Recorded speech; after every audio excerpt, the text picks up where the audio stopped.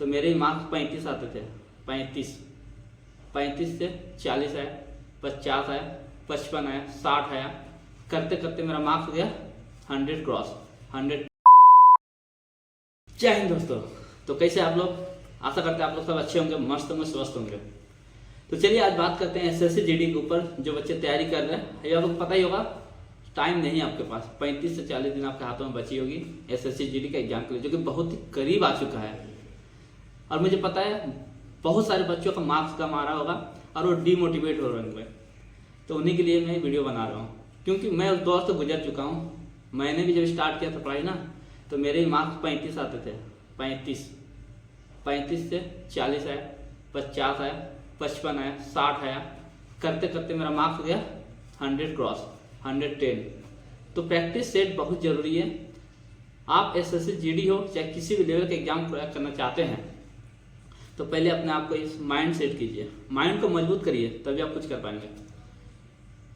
मेरा ये वीडियो सही बच्चों के लिए है, जो अच्छे हैं पढ़ने में, जो अच्छे नहीं है उनके लिए भी है, ज़्यादातर जो अच्छे नहीं उनके लिए तो बहुत ही इंपॉर्टेंट होने वाली है। क्योंकि मुझे पता है जब टेस्ट नहीं लगता है ना, तो डीमोटिवेट हो जाते हैं। तो ऐसा होना नहीं है।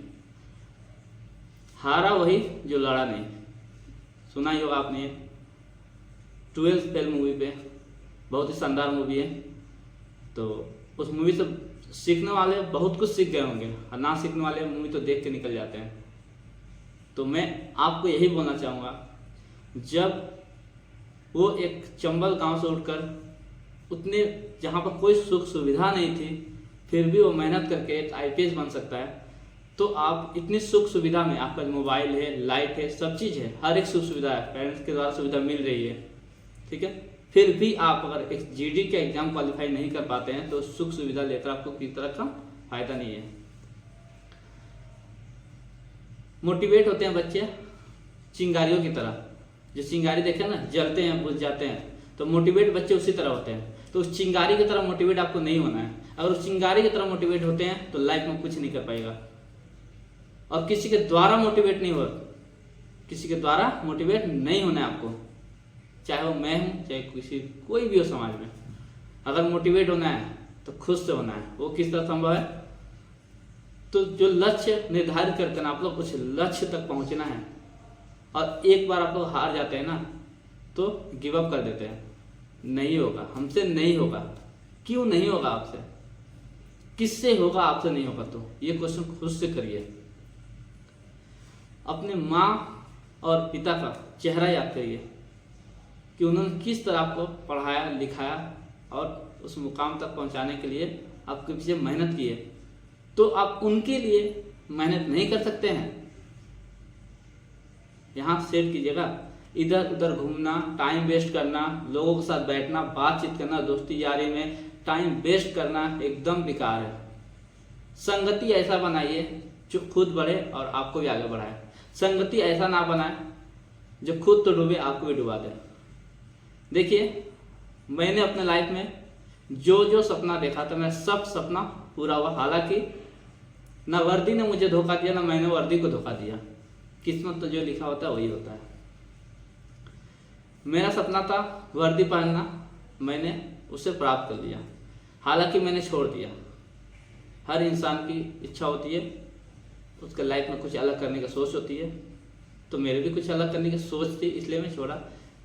पर पहले जो लक्ष्य निर्धारित करते हैं, वहाँ तक आपको पहुँचने के लिए आपको दृढ़ संकल्प करना चाहिए, मजबूत बनने रहना चाहिए आपको। कोई कितना भी मोटिवेट करे, आपको डिमोटिवेट नहीं होना है। किसी के बातों को गौर नहीं करना है, यहाँ सेट नहीं करना है किसी की बातों को। अगर कोई बोलता है आपसे नहीं होता है तो ठीक है, नहीं होता है, हमसे सुन लेना है, बाद में निकाल देना काम से। मैं बताता हूँ, मेरे को बहुत सारे लोग डिमोटिवेट किए थे, मैं आज तक डिमोटिवेट नहीं हुआ। क्यों पता है? क्योंकि करना मुझे है, लड़ना मुझे है, तो मैं किसी और का बात क्यों सुनूं? मैंने लाइफ में जो भी अचीव किया, आज मेरे यूट्यूब में 2,65,000 फॉलोअर्स है। मैंने ये भी नहीं सोचा था कि मेरा होगा। मैंने नहीं सोचा था कि मेरा ये फॉलोअर्स होंगे। क्यों? क्योंकि मैं कोई चीज़ के लिए अगर टारगेट लेता हूँ ना, तो मेरा ये जिद नहीं रहता है कि वहाँ पहुँच जाऊँगा। कोशिश करता हूँ पहुंच गया तो सही, ना पहुंचा तो हार का कुछ सीख कर जरूर आऊँगा।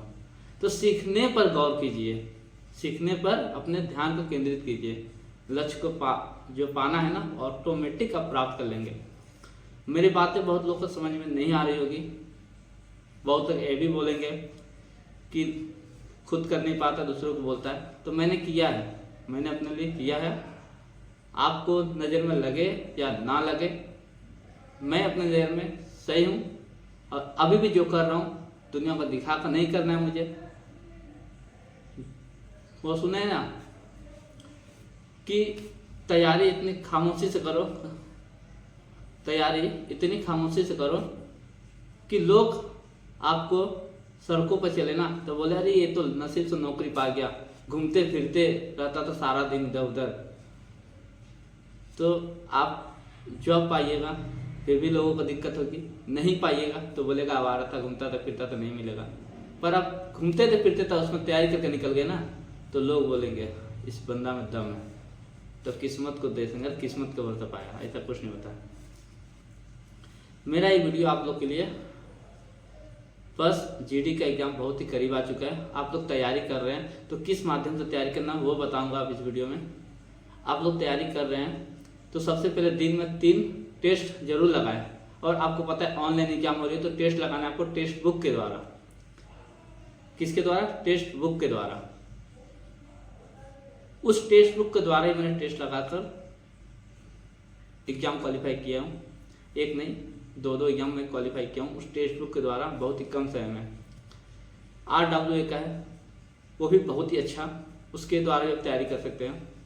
हाँ, तैयारी करना ही बड़ी बात नहीं है, अगर टेस्ट लगाते हैं ना, मॉक टेस्ट लगाते हैं तो उसके एनालिसिस करना बहुत बड़ी बात है। उनको एनालिसिस करिए और आप अपना समय निर्धारित कीजिए, कितना से कितना आपको पढ़ना है, कितना आवर टाइम देना है आपको, सारा चीज़ छोड़ दीजिए। अभी इस 30 दिन को आप 60 दिन में बदलिए, तभी आप कुछ कर पाएंगे।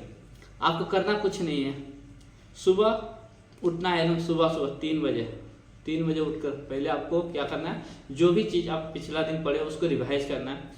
उसको रिवाइज करने के बाद आगे आपको फ्रेश हो जाना है, उठकर फ्रेश होकर आपको टेस्ट लगाना है, ऑनलाइन टेस्ट लगाना है। याद है, ऑनलाइन टेस्ट में कितना भी मार्क्स है आपको डिमोटिवेट नहीं होना, उसको एनालिसिस करना है कि हाँ हमने ये गलती किया, इसको सुधार होना चाहिए, उसको सुधार करें। फिर उसके बाद मैथ वगैरह पढ़े या जो भी आप इच्छुक है उसको पढ़े, जहाँ आपको वीक पॉइंट है उसको पढ़े, एनालिसिस करें उसको। उसके बाद फिर आप एक दोपहर के टाइम में टेस्ट वगैरह लगाएं, फिर उसके एनालिसिस के लिए टाइम दे, बीच में थोड़ा ब्रेक ले, उसके बाद फिर एनालिसिस करो उस पेपर को कहाँ गलती हुआ है। इसी तरह करके शाम को भी एक टेस्ट लगाए, यानी रात को टेस्ट लगाए सोने से पहले। बीच में जो टाइम है उसमें आपको स्टडी टाइम, उसमें आपको पढ़ना है, क्या गलत हो सारा चीज़ पढ़ना है उसमें। हिंदी हुआ, रीजनिंग हुआ, जीके हो गया, मैथ होगा, सबका एक समय निर्धारित कीजिए, तभी आप कुछ कर पाएंगे। पागलों की तरह पढ़ने से नहीं होगा, पागल बन के पढ़ना होगा। पागलों की तरह पढ़ने से नहीं होगा, आपको पागल बन के पढ़ना होगा, तभी आप कुछ कर पाएंगे। बहुत से बच्चे, मैं अभी बोलूँगा, टेस्ट लगाते होंगे तो उनका मार्क्स आता होगा 70 से 75, 80 इसी के बीच में अटके होंगे। तो आपको डरने की जरूरत नहीं है, आप गलतियाँ खोजिए ना, आप क्या गलती करें उसको खोजिए, आप जो गलती कर रहे हैं, फिर देखिए आपको कैसे अच्छा मार्क्स आता है। गलतियाँ तो खोजते नहीं आप, पहले गलतियाँ तो खोजिए, फिर सुधार होता है। गलती से इंसान सीखता है। और मन में ये ठान लीजिए, आपको अभी मूवी तो देखी होगी, रिस्टार्ट रिस्टार्ट रिस्टार्ट। लाइफ जहाँ से आप जहाँ तक पहुँच कर, वो देखो ना लिफ्ट देखे ना, अगर आप ऊपर की तरफ जाएंगे लिफ्ट में तो आप पहुँच जाएंगे। अगर आप ऊपर जा रहा है और आप नीचे आना चाहते हैं तो लिफ्ट के नीचे की तरफ आएंगे तो क्या होगा, आपको ऊपर लेते जाएगा फिर नीचे फेंक देगा, ऊपर लेते जाएगा फिर नीचे फेंक देगा। तो लिफ्ट एक बार लिफ्ट की तरह नहीं बनना है, आपको मेहनत करनी है, जोरदार तरीके से मेहनत करनी है, जी तोड़ मेहनत करनी है, तो आप सफल बनेगा। रास्ता उल्टा नहीं पकड़ना है, लिफ्ट जो है ना वो रास्ता जो है उल्टा पकड़ने से नीचे फेंक देगा आपको। सही रास्ता चूज करना है, सही मित्र बनाने हैं, सही समय पर सही जगह पर सही समय का आपको व्यर्थ करना है। ज़्यादा हो तो टाइम व्यर्थ ही नहीं करना है, अपना किताबों से दिल लगाओ यारो, आपको सफलता जरूर मिलेगी। वीडियो अच्छा लगा तो ज़्यादा से ज़्यादा शेयर करें, लाइक करें, सब्सक्राइब करें। मैं इस वीडियो के द्वारा आपको मोटिवेट करने आया था। अगर अच्छा लगा तो ज़्यादा सपोर्ट करें। जय हिंद।